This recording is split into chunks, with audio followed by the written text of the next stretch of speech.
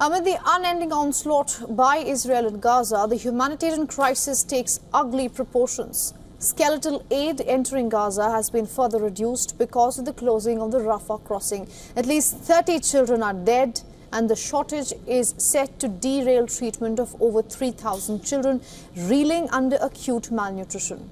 With the Rafah Egypt crossing under control of Israeli forces, fighting has choked flow of supplies through the Kerem Shalom pass. The United Nations has warned that since Israel launched its ground offensive in Rafah, the overall aid deliveries have dropped by 2/3. Now, this comes as the US installed aid pier that has been damaged by high seas and harsh weather. As per officials, the repair can take up to another week.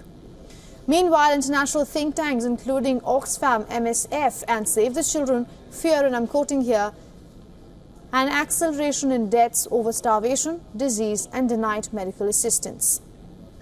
Save the Children has revealed that due to the closing of crossings, they are unable to carry medical evacuations of children who need urgent treatment outside of Gaza. The World Health Organization reflects that 85% of children younger than 5 years of age do not eat for 1 in every 3 days. US, Israeli and Egyptian officials met on Sunday to discuss the reopening of Rafah crossings, and during the meeting, Egypt stayed put on Israeli withdrawal from Gaza's territories, and especially Rafah. However, an agreement over the discussion is still awaited.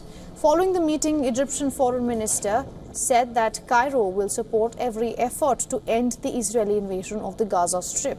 With the near-total collapse of medical facilities and infrastructure, sewage water has now started to flood the makeshift homes and tents of displaced Gazans.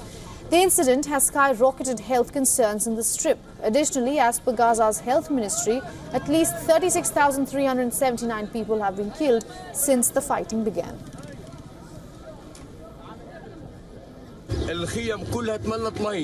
All the tents were flooded with sewage water. This is not life.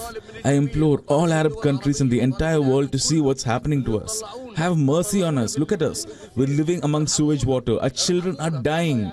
I swear they're dying.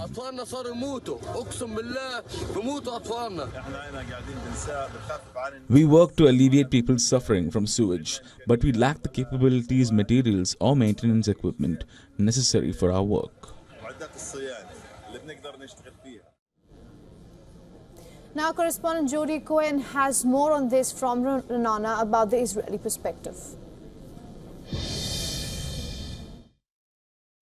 Commentators are suggesting that the proposed hostage truce deal is far from simple.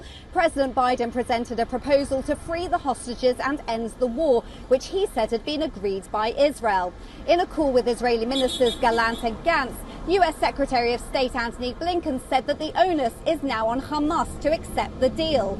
Many commentators believe that Hamas is only likely to accept if Hamas thinks it can stay in power. But the ultra-nationalists in Netanyahu's coalition could leave the government over this because they believe that the deal puts Israel at risk. Netanyahu has said that before a full ceasefire takes place, Gaza must no longer pose a threat to Israel. But last week, the Biden administration's own assessment said that only 35% of Hamas's gunmen have been killed and that 65% of Hamas tunnels remain intact. And it's not clear from Biden's statement how Hamas would be dismantled under the proposal. This is Jody Cohen for WION World as One. For all the latest news, download the WION app and subscribe to our YouTube channel.